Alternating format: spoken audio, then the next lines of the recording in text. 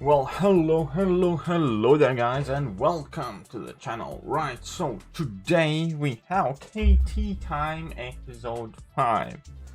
So, this is members exclusive early access stream. That means that only members have been sent out a link to the stream and YouTube Patreons.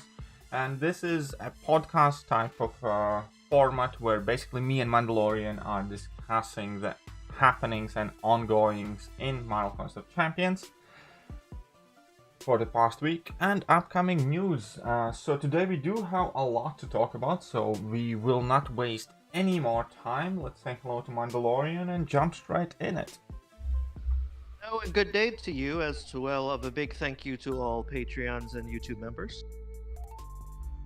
Exactly. So we unfortunately, weren't quite up to recording this yesterday. Typically we do it on Sundays. This time it happened to be a Monday because neither me and Mandalorian were, let's just say that we were under the weather. That being said, right. Let's just jump to the first point of conversation here right now. And that would be the 6-star arena. Right, I believe you have some fair few words to say about it. Yeah, I mean, there's a lot that's been said. For those that may not know exactly what I'm talking about, there's a special holiday celebration that started on December 10th for everybody in Marvel Contest Champions, celebrating the 6th anniversary of the game. And obviously, for I believe it was summoners that were uncollected and above, and I think at least level 40, they were able to participate in one of 3 or 4 arenas, and the highest one being the opportunity to get 5,000 6-star shards with using your 1 or 2-star champions. And the points kind of went from, I believe it was 100,000, then 200,000, and then it kind of went up to 300, and then it kind of scaling up until like the last few levels you had to do 600,000 just to get to the top levels. It went up to 4 million points. Yeah, up to 4 million points. Typically, when they do these arenas, especially when it's something like 4 million points, you expect 2 stars and 1 stars to get much higher points than they would typically get in a normal arena. And I'm not talking about, like, they've done holiday arenas before that's similar to the 5-star one they're doing. Max is 1 million. But I'm talking like 1 round will get you 175,000 points, wherein this boosted, quote unquote, round gets you about 15,000 points once you've hit the 3 times multiple. So a lot of questions were brought up in the forum, and it was confirmed pretty early on, within the first hour or so, that the points were scaling correctly. They had no, Kabam that is, had no, what's the best word, no intention to increase the points, and basically told people in not so friendly and kind of a condescending and rude way that if you don't have the time, grind for what you can, and this should not be something you just look at one time and then just leave. This is something that the rewards are well higher than what we would normally give you, and you need to work for it. And this came like literally the same time they gave Thronebreakers 10,000 6-star shards for free just for playing the game, and Cavalier 5,000 6-star shards for playing the game. So it was kind of like looked at as a, like, seriously, are you really going to say that to us after that? Especially knowing that if you go for a basic, so many trash pools. It's 141 champs right now in there, and probably only 30 really worth it right now. Well, for me, personally with this arena, well, first and foremost, I'm not doing it, and not because it's actually because I couldn't. I just had obviously a very busy schedule. I chose to prioritize doing Act 7 over jumping in this arena because I thought that would be better. Right. That's the content I wanted to do to begin with. And in addition to all of that, that's also what I found more interesting. On a quiet dead month, I probably would have tried to do this arena, but right now is all being back to work with Variant 3 coming right out and everything else happening in the game. For me personally, I just didn't have the time because there is about 11 hours of grind time. I think about 230 matches to do, right? And to do 230 matches it's a lot. Like an average for my roster to do any milestones takes about 40 for all arenas except the featured 5-star one. Featured 5-star one to get to 12 million. I typically do around 60 matches using my 6 stars. So that would mean like getting all the milestones in all the other arenas, and I only can do that when I generally do have time for it. I know this is over 7 days, but still, to put 220 up, like if I would have the time to put up 200 plus matches at this given period, for me and my account, it would make a lot more sense to just go and grind featured 5-star arena. At least then I guaranteed would get a new champion, which would be Spider Piggy, which is something that I did plan to grind for originally. And had I had the time to grind, I would have grinded for the pig instead of the shards, which is completely like RNG related. Only thing this arena has above any other arena, aside from the 6-star shards, are the collector crystals, which are nice, but still, I'd rather take a guaranteed 5-star value. So, versus, I don't think this is the worst arena in the world, and I definitely see why people do it, especially if you do have the time. 5,000 6-star shards is a fair chunk. That's the amount you get in a variant difficulty. At the same time, it's not a celebration level kind of arena. No. It's just additional opportunity to grind your life away. But I look at it, and it's not the world's worst arena that I have ever seen, I guess you could say. But at the same time, definitely does not feel like a celebration to me. Right, and that's kind of where a lot of critique, I would say, and I would say not even like hatefully charged or negative critique, just critique that was posted on forums, and it was promptly discarded, deleting multiple threads, including a thread I made of my own, which was very, very politically correct, had no, bad talking or anything about it. Just saying, please treat us like adults. If they had made this arena maybe 2 weeks, or maybe even like till the rest of December, I don't think they would have gotten as much heat from it, even with the lower then points. I probably would have chipped away at it now and then. Yeah. And then I did grind it, but I decided to do it only late on Friday night because I couldn't sleep. I was having some issues when I started getting sick. And I grinded for about 3 hours and hit barely 1 million when I went to bed.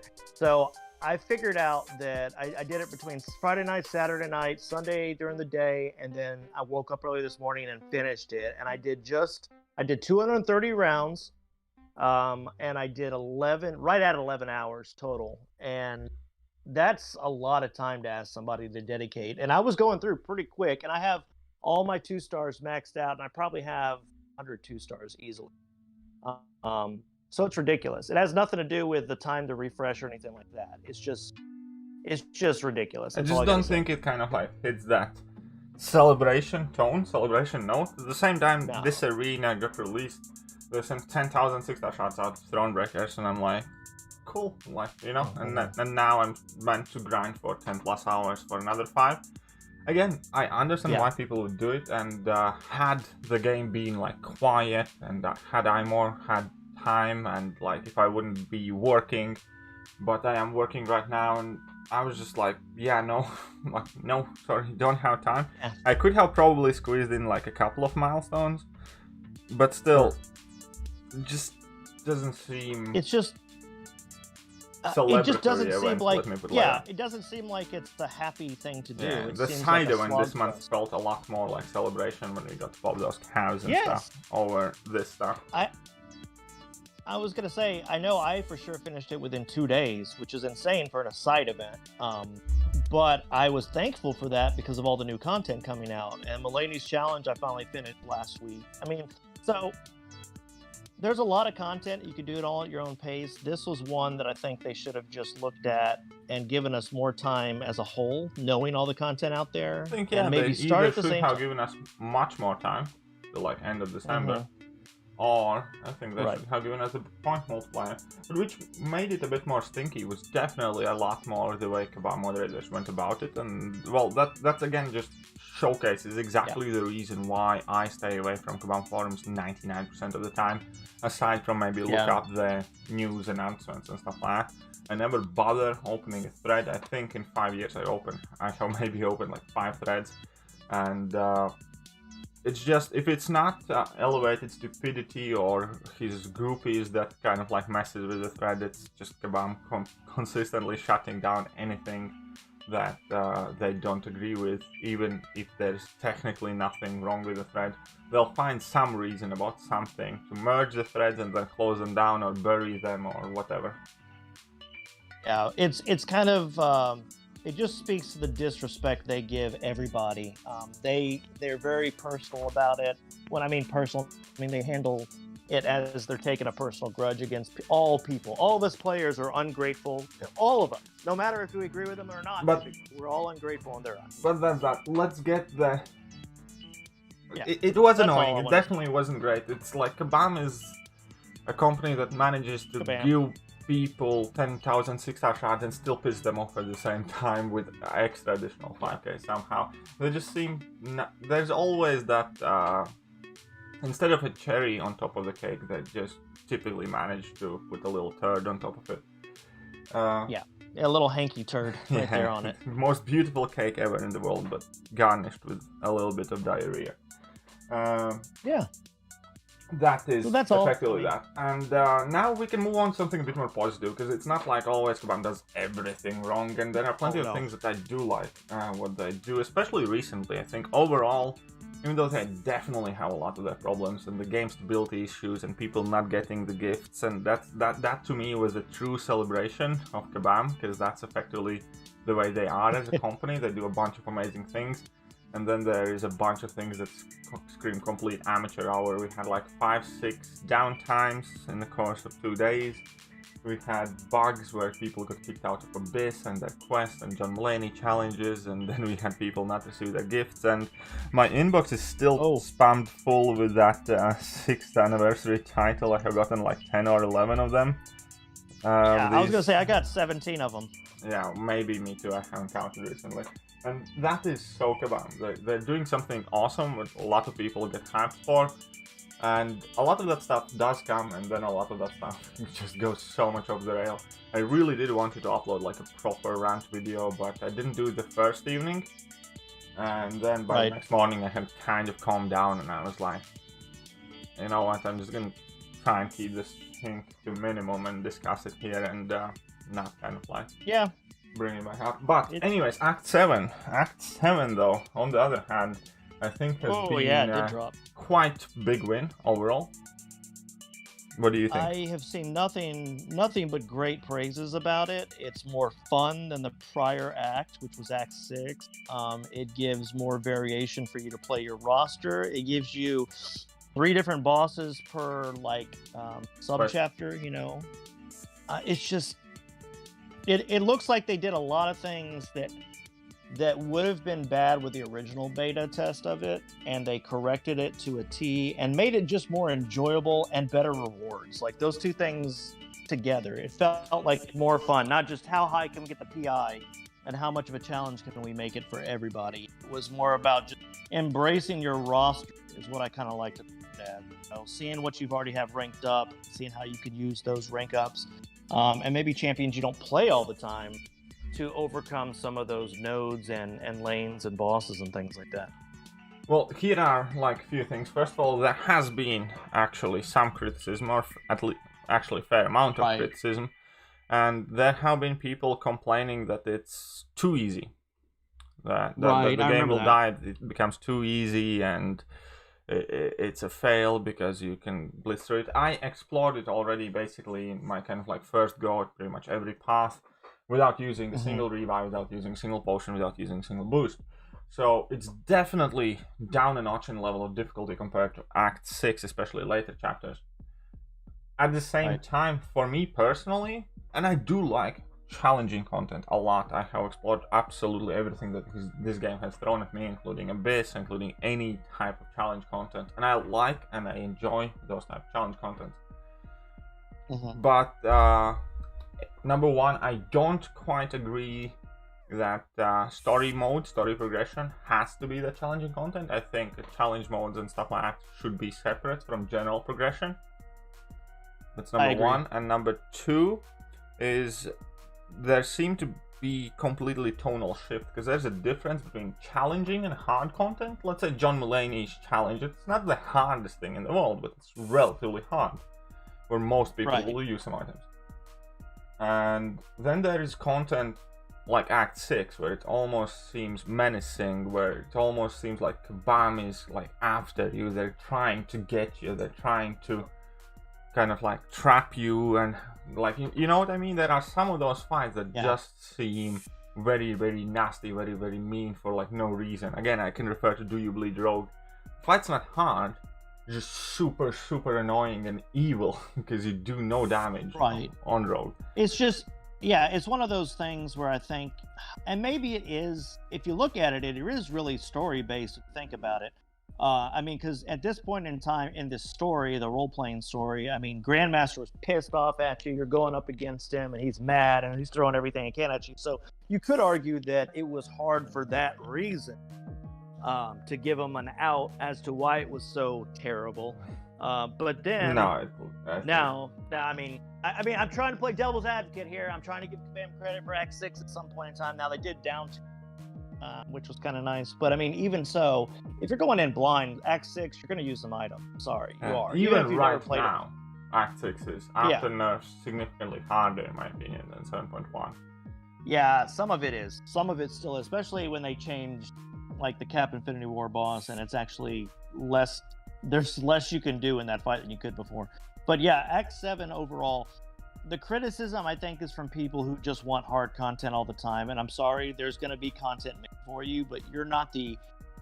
You're an in-game player, but you're the more extreme in-game player. I'm going to just say that out loud. You're not the entirety, because I like to feel like I'm beginning on the path of in-game player, but I'm not one that has to be challenged all the time. I want to just have the ability to have some...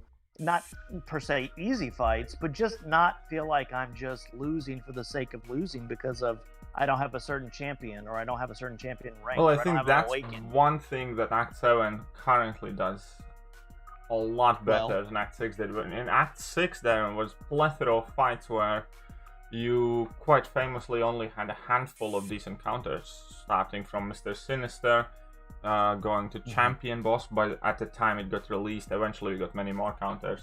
And then I think most famously, definitely the Acid Wash Mysterio, which if you wanted to play the fight according to the rules, which is inflict armor break and then inflict poison on Mysterio, and then you're able to deal normal damage, only had 2 counters. And what makes it worse, Man-Thing was like brand new champion to the game. And there's none of that. There's none of that in Act 7, which is the thing that I love most. Whenever you see a very, very niche kind of like specific node, you have a complementary node that helps you bring in more champions in there. Like the best example I guess I can give is Can't Stop One Stop node, which again is quite niche, quite specific, where you need to have Unstoppable. But then you have 2 different nodes that let you go Unstoppable. One was specifically for Mystic Champions, whenever you knock down the opponent. If you're not Unstoppable already, you gain an Unstoppable buff.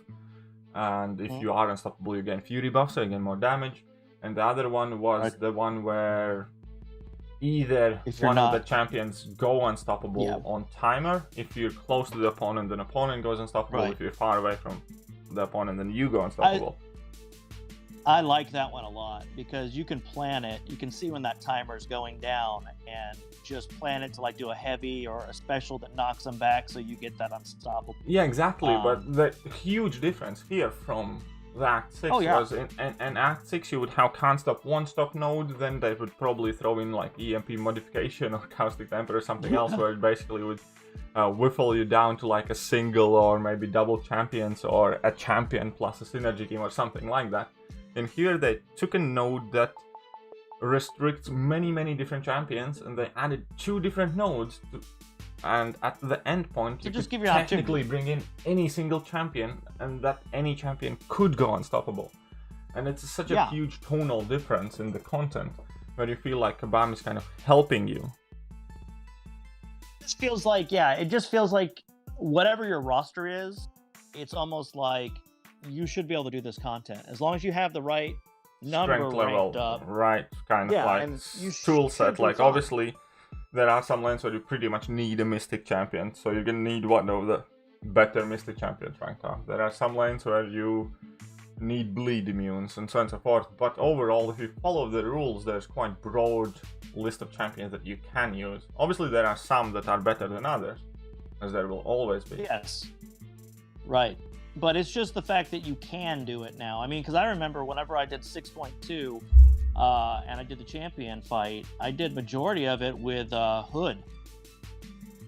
Yeah. Because, like, that was the best Mystic I had, like, kind of ranked up at the time before I had a lot of these other ones. So, I mean, that...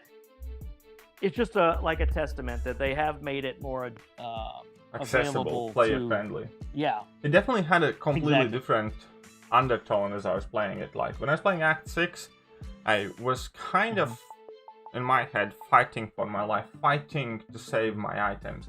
I was always waiting for other shoe to drop or something that I had overlooked, or because every fight had some different nodes on them, and then you don't know how they're going to interact, and then all of a sudden appears some big juggernaut with Caustic Temper, and it's like, I don't have a poison immune, oh, I don't have a counter for that on my team, and I had to start over, or I had to push through, or something.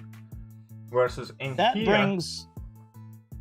Yeah, oh no, go ahead, sorry. Yeah, so versus in here, I was much more comfortable. I didn't feel like I'm trying to get choked out from behind, or, like, you know what I mean? I just went in there, I read the nodes for the lane, I checked the matchups, and I did the job. I didn't even read the boss nodes or who the bosses were, because we could swap in a champion for the boss, and they typically weren't, like, the hardest bosses. Yeah, that's what you beat me to it. I was going to say that became exactly what I was going to say, because you had mentioned just a second ago that in Act 6, like, you run into one of those nodes and champions, and you don't have someone on your team, whereas here, when you got to the boss, they were like, hey, by the way, if you happen to bring a team just to finish the lane and you don't have someone for your boss, you can swap someone in right now, and they will come in with full health, which is even better. Yeah, exactly, and you could net health as well and save potions that way. Yeah, so I was like, oh my god, this is really awesome, the fact they did that. And so, yeah, that's why I was going to say, but you beat me to it by like 30 seconds. But yeah, that's a nice little feature. I wanted to say, overall, I can also understand people who want content to be harder. I don't necessarily agree with them, because I personally don't think that story content should be excruciatingly hard. I think story content should be more accessible to people who have ranked up champions to appropriate level. And then I think challenge content and Everest content should come on a side. Whether we have, let's say, nut variants or something similar, two variants, just kind of like extreme, or when next variant comes out we have like variant challenge mode where everything's amped up to 11, or whether it's more of these celebrity challenges, or it's more of Abyss or something like that. I do want to see a lot of content that's very hard in the game. I personally enjoy it and love it, but I don't want it to be tied to the story mode progression. No, and I think that's what I think a lot of these people, I think they saw it with Act 6, and they were the group of, yeah, it's hard, I like it hard, you need to get good scrub kind of people. And I'm sorry, but you got the Abyss this year, you got two variants now this year, and you variants also are relatively easy at this point. Variant 1 was hard. Well, after variant 1, variant 1 it was wasn't hard, the hardcore content. But they give you some challenge. What I'm trying to say is look at it a different way. It gives you some challenge. No, I understand. I'm just saying I would like to see something more amped up than a variant, for instance. I would like that content as well. I would like to see maybe, I don't know how to describe it, but like a mini Abyss, like that's like permanent Summer of content, Pain, for instance. But they Summer of Pain, which hasn't come till winter. Was supposed to happen. Yeah, I wonder what happened to that, but I would have loved to see something like that again in the game, or very soon. Yeah, hopefully. But I mean, I'm just saying for permanent content, they should do something like, remember Road to Labyrinth? That's a perfect example. Whenever you played that, most people were learning the game, to get Road to Labyrinth to unlock Realm of, Legends and all that. So it was like, it was fun to play that, to kind of challenge yourself. Why can't they make something like, I'm not saying it may necessarily be this, but like Road to Abyss or something, or like Road to the next. Well, many of us expected something like that. We were kind of surprised that they didn't, but that's fair game. Yeah. Either way, I think now we kind of need to move on to the next, maybe somewhat a bit more controversial point, which is the this anniversary calendar, the 7-day one. We haven't seen the 14-day one, but we have seen the 7-day one, and it is absolutely amazing for Thronebreakers. It is better than it was last year for Cavaliers, but compared to the Thronebreaker, it's obviously significantly lacking, so that caused a whole bunch of drama and complaining and fighting once again. And overall, I think it's also a good time to have a bit of a conversation about Cavalier title and Thronebreaker title, and where they are situated at the moment. Yeah, the first thing, obviously, when it comes to the calendar, I think the biggest surprise for all of us as a Thronebreaker was the fact we got like 6-star Sig crystals. That was a big surprise. 20 I think everyone got 20. Yeah, 20, that's a lot. 2 times 10. Even if you got all random classes you don't need right now, they're still very valuable. Oh yeah, they're extremely valuable. And then, of course, the first day we had got 5,000 6-star shards, I believe it was. Yes, it was 5,000 6-star shards. Then it was 10 6-star Sig crystals, 60 for basic, 60 for class catalyst crystals, 10 6-star Sig stones again. Tomorrow it's 3 tier 2 alphas, and then it's 15,750 tier 5 basic shards, which honestly is kind of like the resource that I look forward to the least. Out of everything in there, I definitely don't need tier 5 That's the one basic. I was thinking. Yeah, I was like, wow, I know that's supposed to be like the best gift, but I feel like the best gift is already going to be past that point. Yeah, true. Just because I have like still 4 in overflow after rank 2ing another team. I actually have like 10 or 9 already. You're a little crazy because you went ham on all the deals, plus you just finished Act 7, so that makes sense. Well, the deals actually didn't give that many tier 5 basics, or hardly any tier 2 alpha as well, by the way. But it's 1, 2, 3, 4, 5, 6, 7, 8, 9, 10, 11 I have in overflow. Yeah, that's I've been seeing them mount, but that's because they want you to rank up your 6-stars now, and I know that T2 Alpha is like... Yeah, I'm sure I'm going to use some very soon, because tomorrow there's a huge 6-star opening on my channel. Yes, and I'm looking forward to open a couple myself, so... Yeah, yeah, there's that. Cavalier was better than last on the flip side, but nowhere near as good as this. I'm trying to see if I can find a picture of what the Cavalier was real quick. I don't know if you have one pulled up right away, I but... had a video where I discussed that. 1 second. Yeah, I'll say that may be the best thing to pull it up. But all I can say is just going off of memory, I know that there was a lot of 5-star materials and less 6-star, which... There's pretty much nothing for 6-stars.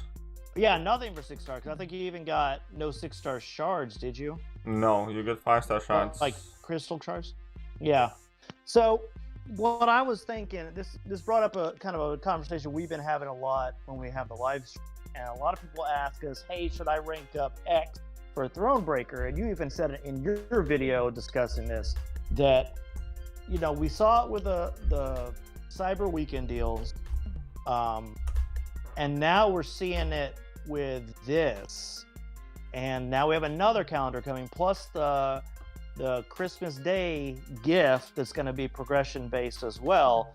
It's like, do we just tell people rank up a rank 3 whatever you can when you can to get to Thronebreaker as soon as possible? Because right now it's seeming like there is more they're missing out on, because there's a difference between a brand new Cavalier player and a Cavalier player that's done almost everything else but just doesn't have a rank 3 to worthy, or even a formed T5CC. Maybe they just formed one, but they still don't feel they have a worthy, quote unquote, rank 3 candidate.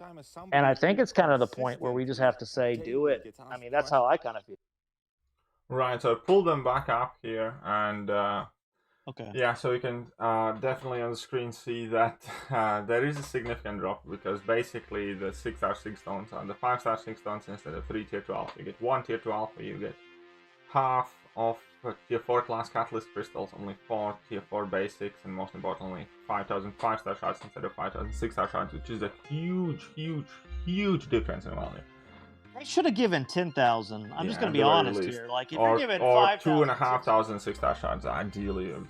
Anyways, yeah. I think the point I'm trying to make here is, and seemingly with every one of these things that is progression based right now, I feel as if though I kind of have to jump to defend Cavalier, but also at the same time, with every single next thing that comes out, it's getting for me personally harder and harder to defend those Cavalier players, because at this point, if you know that this is a difference, the Thronebreaker daily crystals are infinitely better. All of these calendars and free things are infinitely better.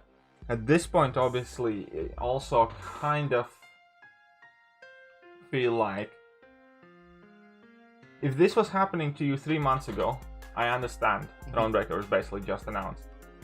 You had like all this time to get the Thronebreaker, maybe make a painful decision, right? And if there is such a huge, significant difference in between rewards, then the longer the time will pass, the harder it is to defend Cavalier players. Because for me personally, on a personal level, for instance, I would see this calendar, or what happened with Cyber Weekend deals, or this calendar, I would be doing everything in my power to become Thronebreaker, basically under any conditions. If I need to rank up, if I need to rank up Kamala Khan, I'm doing I probably would. It would be very hard. I'd do everything I can that I don't have to. I can actually get a decent rank up. So I try and do all the content that I can, but again, my ideal perspective is the longer time passes, since this has been like a known situation where Cavalier players are treated significantly worse than Thronebreaker players, I would personally see myself doing everything I can not to be subjected to it any longer. Yeah, I mean, Cavaliers become a second class. Pretty much, they kind of are. And the new uncollected, a lot of uncollected rewards are pretty much the same as Cavalier, and Thronebreaker is kind of like next level. Daily crystals is one example of these calendars. Now we're gonna get a 14-day calendar as soon as this one finishes, and what else? We have improved Sigil Store now, which is not that great, but still. And we had the Cyber Weekend offers, so we have a bunch of stuff where Cavalier players are being mistreated, in my opinion. But at the same time, I was also going to say, if you allow yourself to be mistreated. Right. I was also going to say, though, don't forget on Christmas Day, the 25th, they always have the same similar deals as they had on Cyber Weekend, just for the unit offers. Not quite as good, but yeah. Not quite, but yeah. But I guarantee it's going to be progression-based, so if you want to spend money held off and you have the ability to become Thronebreaker, there's no reason now. Yeah. You know what you're missing. At this point, I think if you have to rank up Miles Morales, Agent Venom, rank up something that you can place on defense. Like, you know what I mean? Just stick it on defense. Yeah. Get that title. You're missing out on this much stuff. Eventually, tier 5 plus capitalists are going to be less and less valuable, and you're going to still get your next rank up in. Yeah, and we were talking about this in a stream the other day too, that if you hold on to these tier 5 class catalysts, you'll notice that you get more after you spend it. I guess that's the best way to say it. Whether that be you're now able to do more difficult content, or you're able to 100% more difficult content, or whatever, you're gonna get it from like the crystal. Yeah, well, the base idea is that catalyst is at its valuable right now. With any passing week or any passing month, they're easier and easier to acquire, and they're going to mean less. Trying to save X amount of catalysts right now, for instance, for just in case I need, for instance, I don't know, to rank 4 or 5-star. It's pointless, because by the time you can rank 4 or 5-star, you will be able to get those catalysts a lot easier. Exactly. Yeah, we were talking about that. I know that's exactly what sparked the conversation. Someone asked, "Will you start saving resources for that?" And it's like, no, because by the time they give that resource, they're going to know that we need more of those resources, so they're going to give it more accurate. Yeah. Or more abundant. So yeah. So it's better just do it. So in other words, every time you're thinking about asking, guys, the best thing that KT and I could tell you is you're seeing what Thronebreaker's getting over Cavalier now, for the past 2 months. It's like my personal opinion definitely right now is like, is it kind of like the best thing Kabam can be doing, and do I like the way Kabam are doing things? Definitely not. I do think the quality players are being mistreated for sure, especially if you're in that kind of like cusp on becoming Thronebreaker. At the same time, if you're gonna let yourself be treated that way and do nothing to push forward, even though it might mean to go out of your way to make extra effort and buy some units to clear some content, or make a bad decision on a rank up or whatever, it's gonna sting, it's gonna suck, but ultimately it's up to you. Because nobody's complaining, I think, is really gonna change Kabam's mind here on this one. Yeah, I've the few times I've gone to the forums, there's always a thread. Do you think Kabam will change the requirements? No. Why would they go and change it 5 months ago? Yeah. So again, I don't like what they're doing. I definitely sympathize with quality players. I have uploaded a whole bunch of videos where I highlight how much quality players are being screwed over right now by Kabam. But at the same time, as I said before, with every passing week, with every passing month, if you remain a quality player, you kind of have less and less ground to complain. Because if Thronebreaker title is just announced and it's kind of like dropped on us as a surprise, fair enough, like you didn't know, you weren't ready. But if it was months and months and months ago, and if in those months you haven't gotten that, again, I know that there might be RNG involved, but overall, in the vast majority of the case, you can make that push, I think. Absolutely, yeah.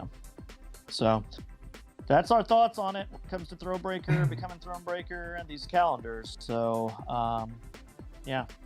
And yeah, again, exactly, like right now, I think it's also a good time to do that, because obviously we are in for that 14-day calendar, where 14-day calendar typically is significantly better than a 7-day calendar. In addition to that, we're gonna have the Christmas offers, we're gonna have the New Year's offers. And there's going to be a bunch more stuff, I'm sure, that's coming, like that progression-based gift at Christmas. Yeah, and that's going to be based on where you're at on Christmas. So do it now if you can. In words. Yep. And even for those that are listening a week later, you still got some time. So. But right now, then, let's go talk about Variant 6. Which they just dropped those lovely rewards that we were talking about. Well, the rewards are basically exactly the same as they were for Variant 5. The copy-paste Variant 5 rewards. Which I'm perfectly fine with. Those were good rewards.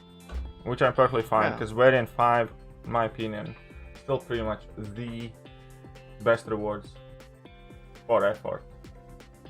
When people ask what variant should I start with, I've often said 5 because if you can, of definitely. that reason. The rewards are so juicy. And it's not just the fact that it has like the tier 5 CC and others don't, it's also the 2 to 3 and 3 to 4 gems are generic, so there's no RNG involved in that, and obviously you get more tier 5 basics, you get more of everything, but there's also more control on how you use it. Yeah, exactly. I think that the variants, I think them bringing variants back as they have, because they were missing for so long, it's just been a nice welcome back to the fold kind of thing. And I hope they don't stop. No, I would expect, we got 2 this year. I hope we get 3, if not 4 next year. Like every quarter, I would love to see a new variant. They've certainly got the backlog where they could do that, Oh yeah. And it just gives more helpful items for progressing players just starting the game.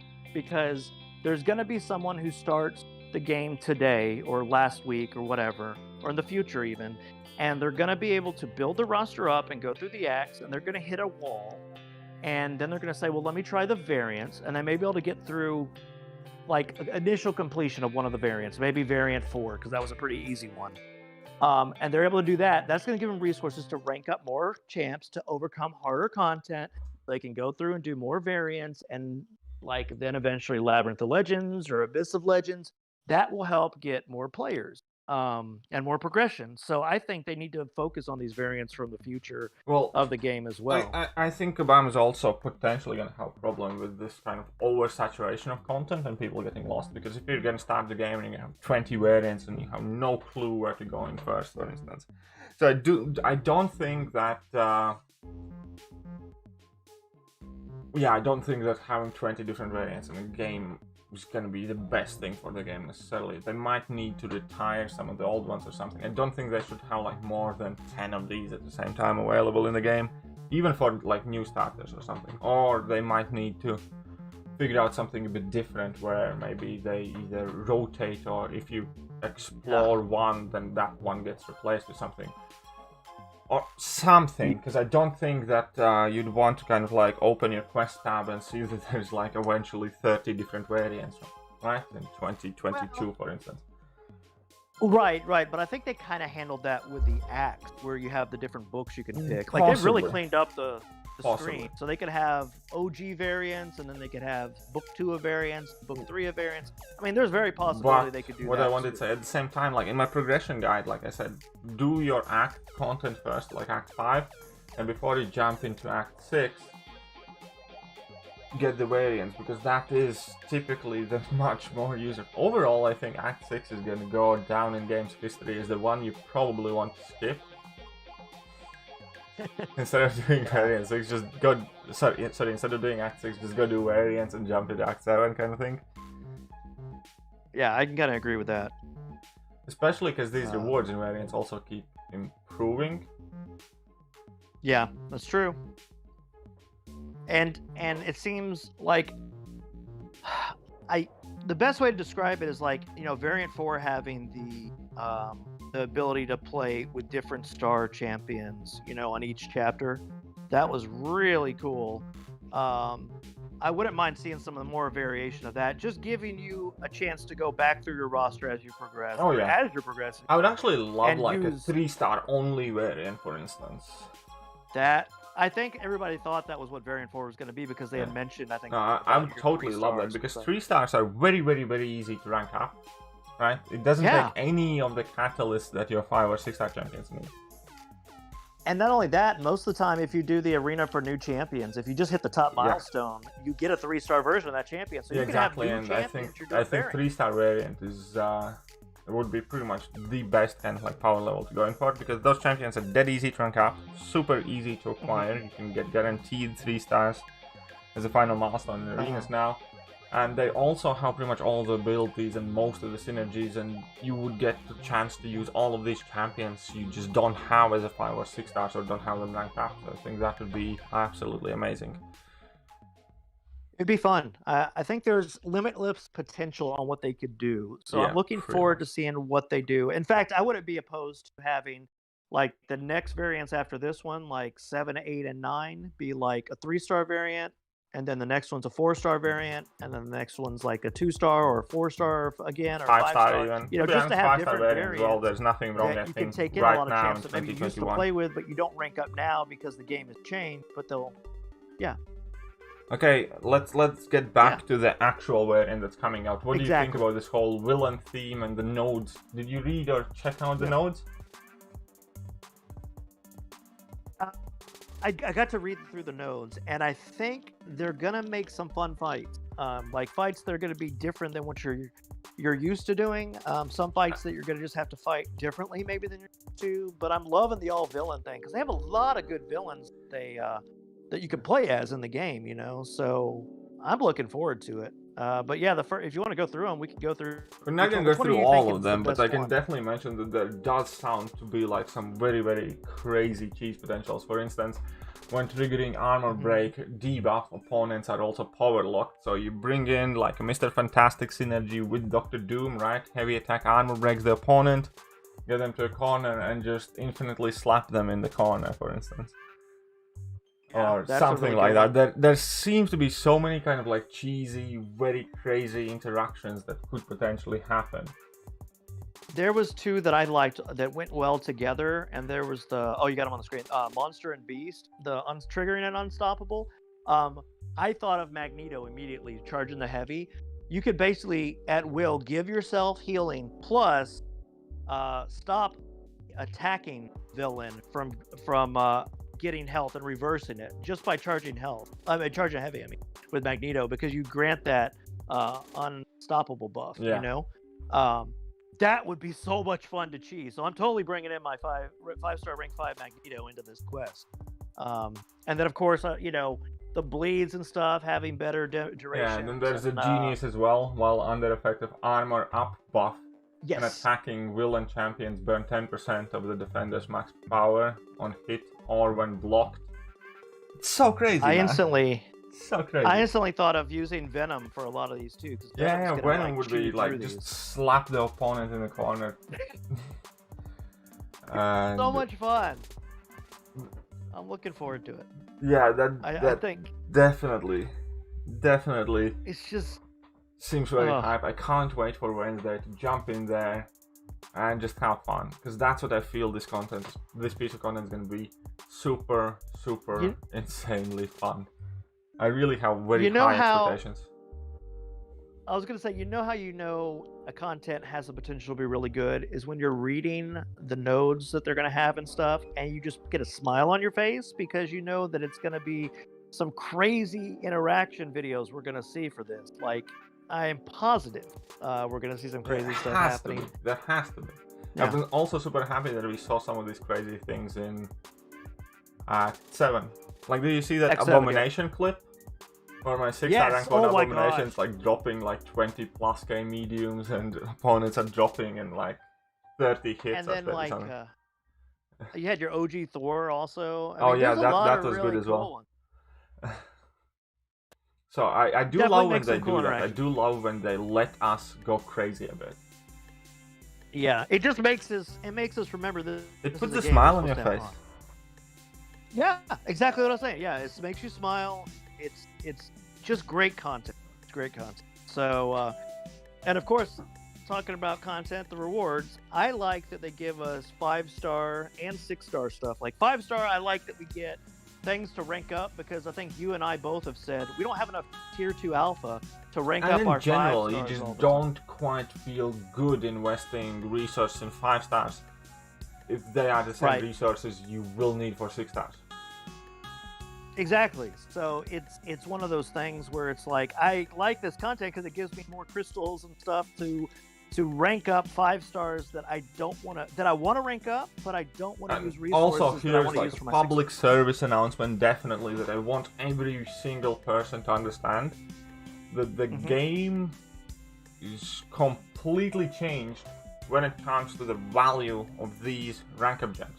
These 5-star rank up gems right now are more valuable than they have ever been, not just because they're generic, not just because the 3 to 4 ones also include 2017 champion, but mainly because of this new crazy buff program where we can get up to 4 buffs every single month. And right now, also due to reworks, we already have Magneto, who is one of the champions you can use this gem on, and is one of the best champions in the game. We have Colossus, we have She-Hulk, and then obviously we have the old crazy good champions like Archangels and what you have. But in general, if you don't have something that you 100% feel like you need right now to be better at the game, save these gems, hold on to them, because you never know who is gonna get buffed next, who you're gonna need next, when you're gonna need these kind of like quote-unquote catalysts or rank up options. So do not waste these. It's not like previously when we had 3 sets of 2015 gems and we had like 4 mystic ones and then all the juggernauts or whoever went up just because we didn't have anybody else to rank. I ranked for Civil Warrior, I ranked for Howard the Duck, I ranked for a bunch of junk just because I had these 2015 champions and I had like, 2 options to rank up basically. I want to tell you a funny story. I went through retroactively after I think Variant came out. I did Variant 3 when it was the other 2 hadn't already been out and 1 had already been out. And I retroactively went to those, and I kept getting Mutant, the 2015 and 16 gems. I kept getting Mutant, and I was like, what the hell? Well, I kept on to them because I was like, I already have everybody ranked up possibly can on as like rank 3 already. I'm not going to bang them to rank 4. I'm like, maybe they'll eventually have Wolverine, which they did, but I used it on Colossus. I used it on Magneto, and eventually I used one on Wolverine too. So I actually used all those mutant ones from before. So I think that will help progressing players too. But yeah, these generics, don't just use them willy-nilly. Keep them for sure for whenever they buff a champion that you really want to take up. I actually still have one 2015 Mystic. Do you? That's the only one that I have left. 2015 Mystic one, which is earmarked for Scarlet Witch. I was gonna say, if you pull Scarlet Witch, then you'll be golden. I'm looking at my inventory now, and I think the only thing I have left now is okay, this one. I think the only thing I have left now is the 20. It's this one. It's the 3 to 4 for 2017 or 15, 16, or 17. That's all I have left. I actually used all the other ones. I think I only have like 6-star ones and like a 3-star rank up gems or 4-star rank up gems or something like that. And the two here I can see. So I have rank 3 to 4 5-star Mystic 2015 one. Okay. Then I have a 3-star generic rank 3 to 4 gem, which is like, you know, neat, whatever. And then I have a cosmic 6-star rank 1 to 2 gem and a generic 6-star rank 1 to 2 gem. Yeah, all those generic 1 to 2s. All I have left. Yeah, because I will say I did the same thing you did. I did rank up some characters. Like I remember I had a bunch for. Yeah, I threw them at everything because the rank up thing wasn't nearly as kind of like relevant as it is now, and we didn't know that they're gonna rank up buff anything. And I mean I ranked up Nebula, I ranked up Proxima, I ranked up Guillotine, I ranked up a bunch of champions, just like whatever. That's what I was gonna say. I ranked up the original Guillotine. I ranked up Hawkeye, and luckily I ranked up She-Hulk and Quake, and obviously those were two good ones for me, so I was happy with that. But the bad ones, I gotta say, the two worst ones I did was kind of Hawkeye, even though he is useful, and the original Guillotine, because being available as 6 stars, I mean, it's like, why would you do that now? You wouldn't take him to rank 4, and I could have used that on like a Falcon, Gambit, or something. Yeah. Well, not Gambit, but you know. Well, yeah, I know what you mean. But either way, the point that I was trying to make is be very mindful that these gems right now are more valuable than they have ever been. Do not waste them. Do not blow through them like it's nothing, like they don't mean anything. Even though game is shifting towards 5-star meta, for foreseeable future you will still be able to benefit. Sorry, to a 6-star meta. For the foreseeable future, you will still be able to benefit from 5 stars, and there will be 5 stars that get buffed and you want to rank, if for nothing else than just fun.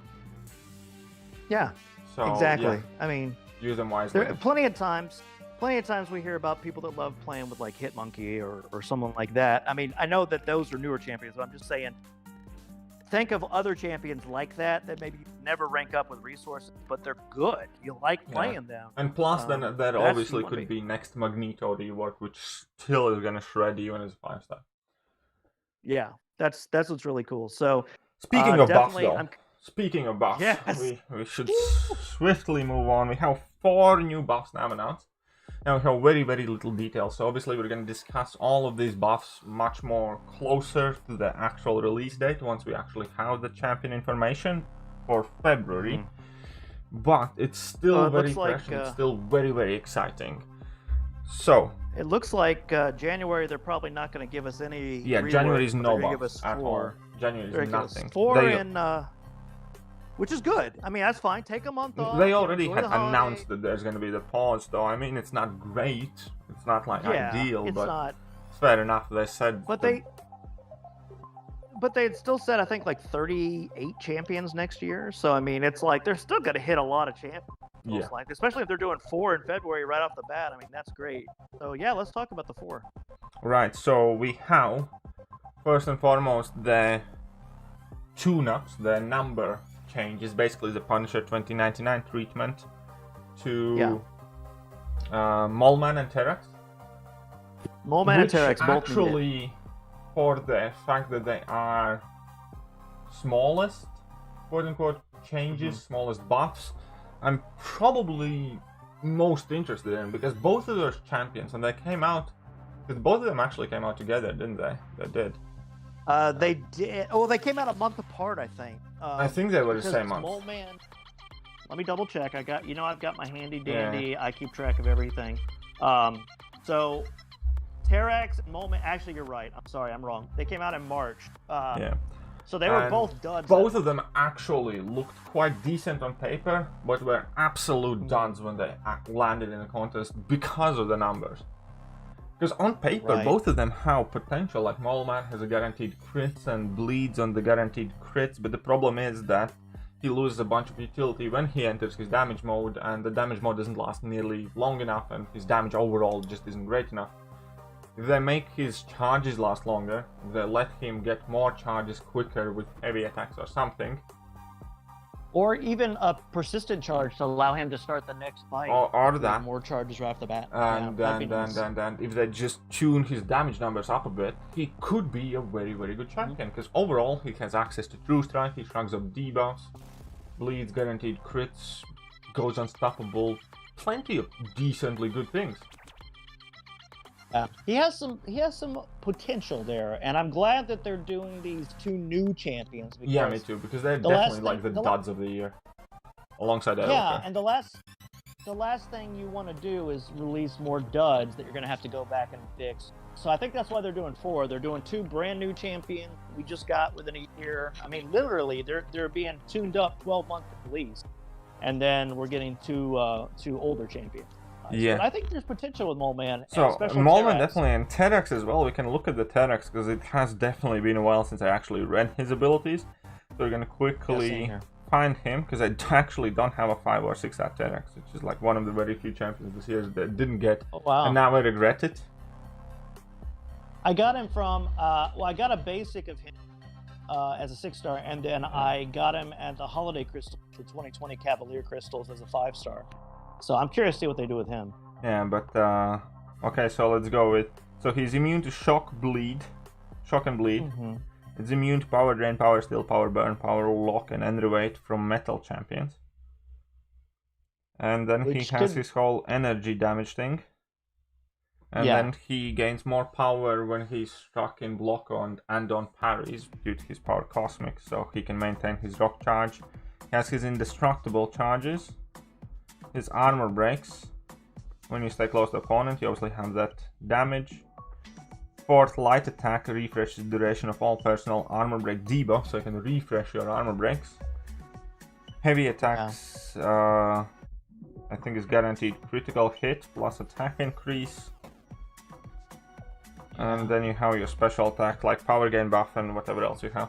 So overall, like there isn't like the largest amount of your utility, but I think if he can actually deal a lot of damage.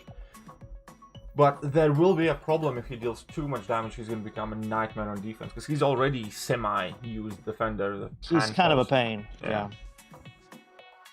So I think they need to be very kind of like clever how they amp up his damage. Exactly. But I think they could do some good things. Hopefully it's a sign that, I mean, because this is another, okay, because the way I look at it is these are, he's a, what do you call it, of Galactus, a, Herald. What do they call him? Yeah, Herald of Galactus. And so we have 2 decent ones in Cosmic Ghost Rider and Silver Surfer, and now we have him and Airwalker that are duds. So hopefully Airwalker gets later too. And Nova is a Herald as well. That's a dud. True, yeah. Do they actually list him as a Herald? I didn't know. Yeah, he's Herald, I think. Okay. I'm quite sure he is. Okay. I couldn't remember if he actually had that listed or if it was something. But anyway, either way, yeah, they definitely need to revisit the 2020 champ a little bit more too. And that way we can kind of get rid of the adding more duds, you know what I mean? Yeah, I definitely know. And then we have like the bigger buffs, right? Then we have the bigger buffs, which is Kingpin, which is going to be like Falcon Gambit level of a buff. And Kingpin as well. Yeah, I which should be think they nice. can definitely do something very interesting because he's already not the worst champion, you know? There are things he can do. He has some very, very cool synergies like with Mr. Sinister and stuff. Yeah. And I think that Kingpin I'm looking forward to, but Yellow Jacket is really the one I'm looking forward to because I like Yellow Jacket. And Yellow Jacket's also said to be a bigger buff. In case of Yellow Jacket, well, you can kind of see why, because Yellow Jacket's ability description currently, I think, is like 6 sentences. He has signature ability, which is 1 sentence, and then he has special attacks, which is 3 sentences, 1 each, and all attacks. So it's like, what, 5 sentences in his ability description.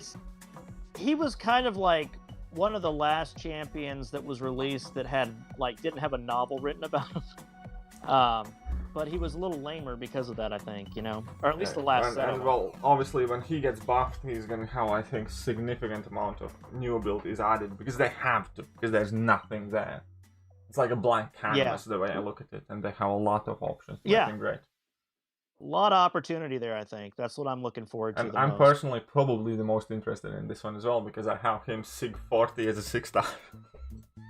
Oh, really? Okay, I have him at Sig 20, so I didn't know you had him at Sig 40. I have him Sig 40 now, which obviously isn't the greatest thing, but hey, if he's good, new rank 3.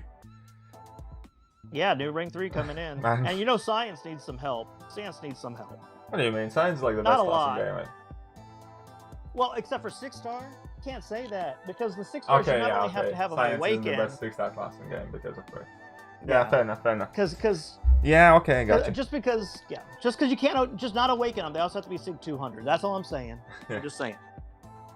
Anyway, but yeah, I'm really looking forward to him because I have him. I have my Wasp ranked up just like you do as a 6-star, so I'm sure the synergies are going to be awesome still or better. I look forward to that one.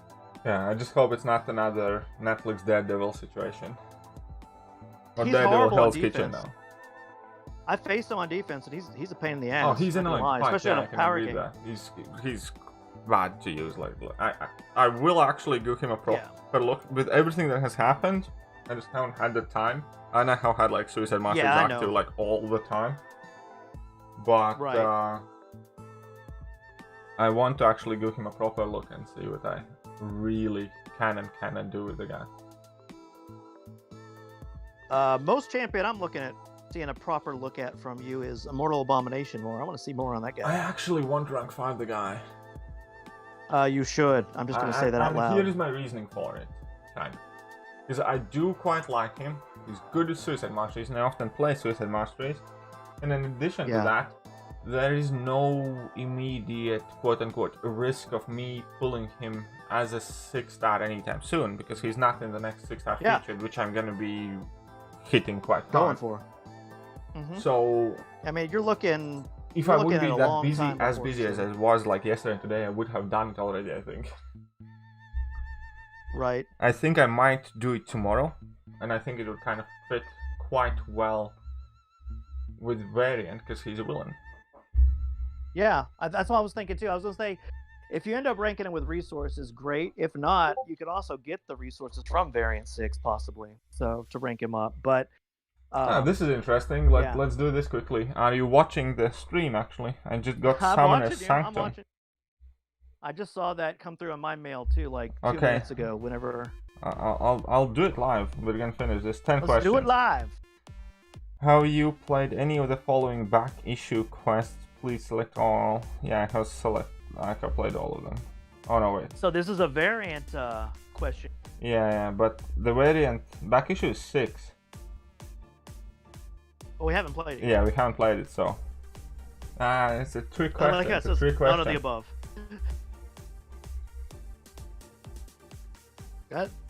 This is going to be based on which one is your favorite, I bet. I guarantee. For difficulty rating, you typically play back issues. Variant. Oh, yeah.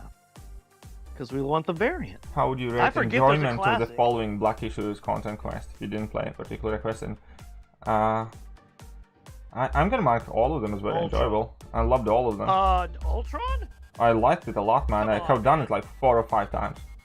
It's the hardest one. I know, but okay, hold on. Don't destroy the. Oh God, you're gonna destroy us. And back issue 6 I didn't play, obviously. I was gonna say don't do 6 yet, but I was gonna say 1. You can't put somewhat enjoyable for 1. Come on. I liked it. I liked it a lot. But did you like it when it was first released? Don't Yes. lie. Did you like it? You liked Yes. it when it was first released. Yes. You made a video on that. I can go back on your channel and find a video of you saying you loved it and you don't know why everybody hates it. Yeah, go on back. I always liked it. I did it with rank 3, 5 stars and 4-star champions only. KT, I'm a little disappointed in you. I'm just saying. I'm okay. It's your survey. I know how I'm gonna rank it, but I'm telling you, I'm not gonna rank it the highest or lowest. I'm not gonna rank it the highest or the lowest. I'll say that. So what's the next question? What's it say? How would you rate your preference for the following? Please select answer that best fits. I prefer being able to bring only specific types of champions into back issues content. Example, only able to use 4-star. I prefer being able to use any champions in back issues content, but having global buffs that reward using specific types of champions, blah blah blah. I prefer a variety of back issues content that alternates between broad and specific champion requirements. Yeah, I'm gonna do that. Yeah, that one's the variety, because I think they have nailed it so far pretty much. And variety is the spice of life. But like we were saying, it would be nice to have an all 3-star. Okay, so basically rank these 3 using tag specific champions, using class specific champions, using star rating specific champions. I think I want tag specific most because I think that's the most interesting canvas. Then I'm gonna go with star. Then I'm gonna go with star, and class is the least favorite because they, yeah, I think class is the least favorite. I don't like when you can only bring one class. Yeah. I don't like when you can only bring one class champions Ultron. because no, not because of Ultron, just because your synergy teams are messed up and stuff like that. Well, that's what I was saying. Yeah, the Ultron is what I hated because there was some synergies I wanted to use. You didn't let me finish my sentence. Okay, 6. Please rate your agreement or disagreement with the following statements. I think the rewards are good enough for the effort and back issues variant. Hey, real quick, are you able to go back in the survey? I don't know. Because I decided I was taking the survey too, like you were, and the very enjoyable that you thought you selected for like the variants is very unenjoyable. No? I'm pretty sure. You may want to double check that. Maybe. It was question 2.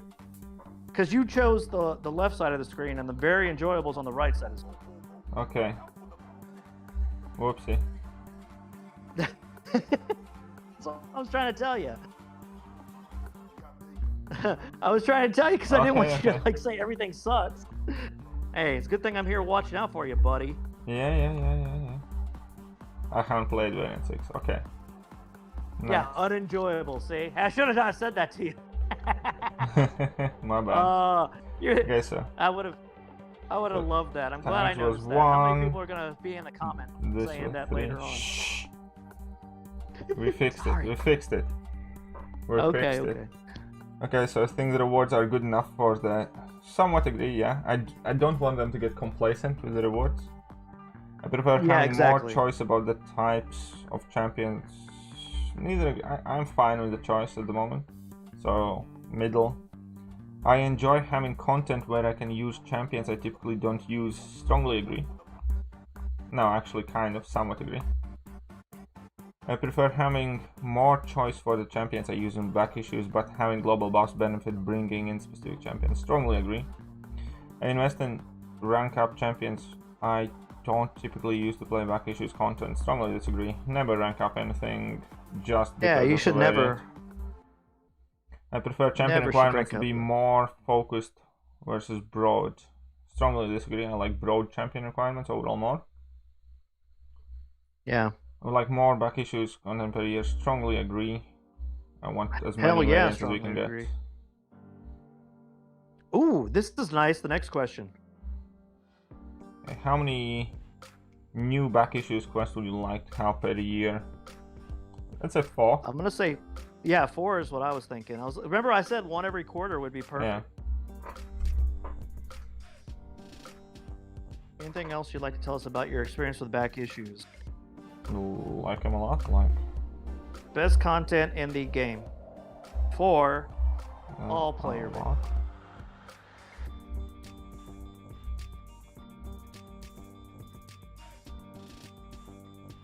Okay. I said best content I said best content in the game for all player base. Love them, keep making them, and periodically increase rewards. Okay, and I think that will also be it, because we just took a bit of longer than I thought we will, obviously because of this survey. Only because of that. Yeah, Yeah, but because of overall survey, I think we had a very productive and nice tea time, if you will.